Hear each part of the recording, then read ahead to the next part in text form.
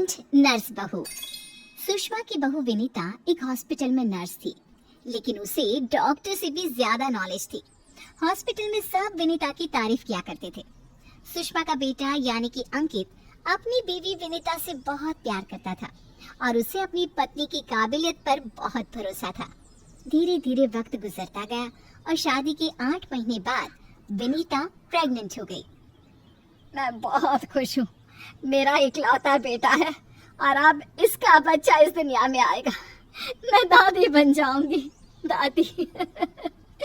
मैं बता नहीं सकती मुझे कितना अच्छा लग रहा है। आपको खुश देखकर मैं भी बहुत खुश हूँ माँ। देखो बेटा, वैसे तो विनीता नर्स है, उसे अपने बारे में सब कुछ पता है, लेकिन फिर भी ना आजकल बच्चे पैदा करने में बड़ी परेशानी होने लगी है। उसे कहना कि वो अपना अच्छे से ख्याल रखे। अरे माँ, आप है ना, आपके रहते हमें चिंता करने की क्या जरूरत है। मैं तो अपनी बहू का बहुत अच्छे से ख्याल रखने वाली हूँ। उसे अच्छे से खिलाऊंगी पिलाऊंगी, तभी तो मेरा पोता या पोती एकदम हेल्दी पैदा होगा। कुछ दिनों के बाद सुबह के वक्त। अरे विनीता बहू, ये तुम क्या कर रही हो? कुछ भी तो नहीं मम्मी, अपना हेल्थ चेकअप कर रही हूँ। और क्या? लेकिन ये ब्लड प्रेशर की मशीन और ये तुम्हारे हाथ में इंजेक्शन कैसा है? अरे मम्मी जी, मैं अपना ब्लड प्रेशर चेक करके देख रही थी। प्रेग्नेंट होना और ऐसी हालत में ब्लड प्रेशर चेक करना बहुत जरूरी होता है। लेकिन बेटा, इन सब कामों के लिए तुम्हें डॉक्टर के पास जाना चाहिए। अपना चेकअप खुद करने की क्या जरूरत है? और ये इंजेक्शन किस लिए लाई हो? मम्मी जी, इससे मैं अपना ब्लड सैंपल लूंगी और हॉस्पिटल में जाकर अपना ब्लड चेक करवा लूंगी। ऐसा भी कोई करता है भला? अपने खुद के हाथ से खुद का ब्लड सैंपल भी कोई निकालता है क्या? मम्मी जी, ये मेरा रोज का काम है, इसमें क्या है?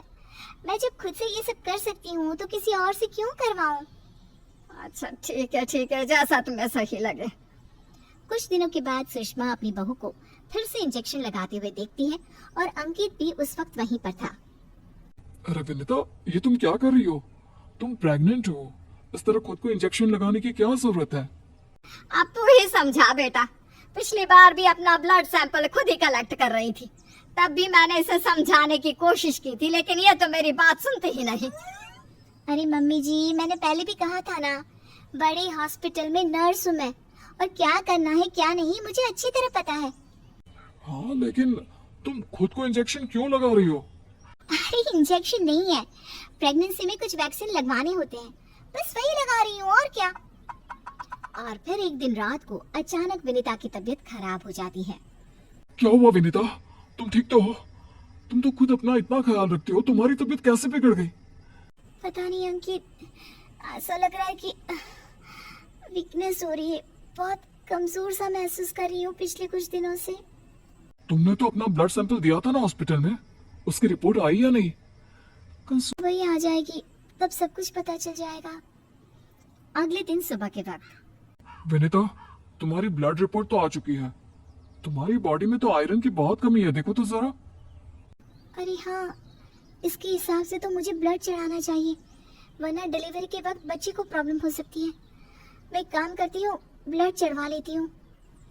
ऐसा कैसे ब्लड चढ़वा लेती हूँ? पहले डॉक्टर से जाकर पता करो और हॉस्पिटल में जाकर ब्लड चढ़वाओ। ये सब काम बिना किसी डॉक्टर की सलाह के नहीं करना चाहिए। मम्मी जी, आप फिर से शुरू हो गई ना? क्या करना है क्या नहीं मैं अच्छे से जानती हूँ, मैं खुद कर लूंगी। और विनीता हॉस्पिटल से ब्लड की बोतल का इंतजाम करती है और खुद अपने ही हाथों से खुद को घर में रहकर ब्लड चढ़ा लेती है। अगले दिन। विनीता, अब तुम्हारी तबीयत कैसी है? देखो, मुझे पता था ब्लड चढ़ते ही मेरी सारी वीकनेस दूर हो जाएगी। मुझे बहुत अच्छा लग रहा है, एकदम ठीक हूँ मैं। कुछ दिनों के बाद विनीता की प्रेगनेंसी का 8वां महीना शुरू हो चुका था और एक दिन सुबह के वक्त विनीता अच्छे से तैयार होकर अपने कमरे से बाहर आती है। क्या हुआ विनीता, सुबह सुबह कहाँ जा रही हो? बहुत दिन हो गए हॉस्पिटल नहीं गई, सोच रही हूँ आज ड्यूटी पर चली जाती हूँ। डॉक्टर का भी फोन आया था अभी। लेकिन बेटा, अब तुम्हारा 8वां महीना चल रहा है, ऐसी हालत में तुम्हें घर में आराम करना चाहिए और डिलीवरी करवाने तो बिल्कुल भी नहीं जाना चाहिए। लेकिन क्यों मम्मी जी, डिलीवरी करवाने में क्या प्रॉब्लम है? ये तो मेरा जॉब है और हॉस्पिटल में दिन रात यही तो करवाती थी। आपने कहा कुछ दिन काम पर मत जाओ, इसलिए नहीं गई। हाँ मम्मी, वैसे विनीता ठीक ही तो कह रही है, उसका रोज का काम है ना ये। तुम आजकल के बच्चे ना कुछ नहीं समझते। अरे तुम्हें वैसे तो सब पता है, लेकिन शायद ये नहीं पता कि इस हालत में अगर तुम डिलीवरी करवाने आई औरतों को देखोगी तो तुम्हारी सेहत पर बुरा असर पड़ेगा। अरे मम्मी, ऐसा भी कुछ होता है क्या? मम्मी जी, किसी और की डिलीवरी करवाने से मेरे ऊपर कैसे फर्क पड़ सकता है? मैं कोई पहली बार थोड़ी ना ये सब करवाने जा रही हूँ। विनीता अपनी सास की एक नहीं सुनती और हॉस्पिटल चली जाती है। वहां से वापस आने के बाद, अरे मम्मी जी, आपको मेरी बहुत चिंता हो रही थी ना? ये देखिए, मैं बिल्कुल ठीक ठाक हूँ। अब आपको परेशान होने की जरूरत नहीं है। और जानती है, पूरी 5 डिलीवरी करवा कर आई हूँ, वो भी नॉर्मल वाली। देखा मम्मी, मैंने कहा था ना विनीता को नहीं होगा कुछ भी। वो बिल्कुल ठीक है। चलो अच्छा है बहू, मैं भी तो यही चाहती हूँ कि तू एकदम ठीक रहे। और आजकल जिसे देखो उसके ऑपरेशन से बच्चे होते हैं, ये देख देख कर ना बहुत डर लगता है। चिंता मत कीजिए मम्मी जी, मुझे कुछ नहीं होगा। मैं नर्स हूँ ना, रोज हॉस्पिटल में औरतों को सिखाती हूँ कि कैसे अपना ध्यान रखें ताकि नॉर्मल डिलीवरी हो। तभी अचानक हॉस्पिटल से डॉक्टर का कॉल आता है। कॉल पर बात करने के बाद, मम्मी जी, एक इमरजेंसी केस आ गया है, मुझे जाना होगा। अरे लेकिन अभी तो आई हो, कैसी डॉक्टर है तुम्हारी? उसे पता नहीं चलता क्या कि तुम प्रेग्नेंट हो? ऐसी हालत में तुम्हें ना बुलाए। अरे नहीं मम्मी जी, डॉक्टर की भी मजबूरी है। कह रही थी काफी सीरियस केस है और हॉस्पिटल में उन्हें किसी दूसरी नर्स पर इतना भरोसा नहीं जितना मुझ पर है। मुझे लगता है कि तुम्हें मना कर देना चाहिए बहू। कुछ नहीं होगा मुझे मम्मी जी, मैं अभी डिलीवरी करवा के आती हूँ। कुछ देर बाद अंकित के पास हॉस्पिटल से फोन आता है। मम्मी, जल्दी हॉस्पिटल चलिए, वहाँ विनीता की तबीयत खराब हो गई है। हे भगवान, सब ठीक करना, मुझे तो पहले ही डर लग रहा था। अंकित और सुषमा हॉस्पिटल पहुँचते हैं। क्या हुआ विनीता को? वो क्या है ना, विनीता एक नॉर्मल डिलीवरी करवा रही थी। केस बहुत ही सीरियस था और उस लेडी को बहुत ज्यादा प्रॉब्लम हो रही थी। क्योंकि विनीता खुद प्रेग्नेंट है तो वो अचानक से घबरा गई और उसे लेबर पेन शुरू हो गया। लेकिन अभी तो मेरी बहू का सिर्फ 8वां महीना चल रहा है। देखिए, ऐसा हो जाता है। उस औरत को दर्द में देखकर घबराहट की वजह से विनीता को ये हुआ है। डॉक्टर, लेकिन डरने की कोई बात तो नहीं है ना? नहीं नहीं, ऐसा कुछ नहीं, हमने उसे एडमिट कर लिया है। तभी सब देखते हैं कि विनीता अपने हाथ में एक छोटी से बच्चे को लिए बाहर आती है।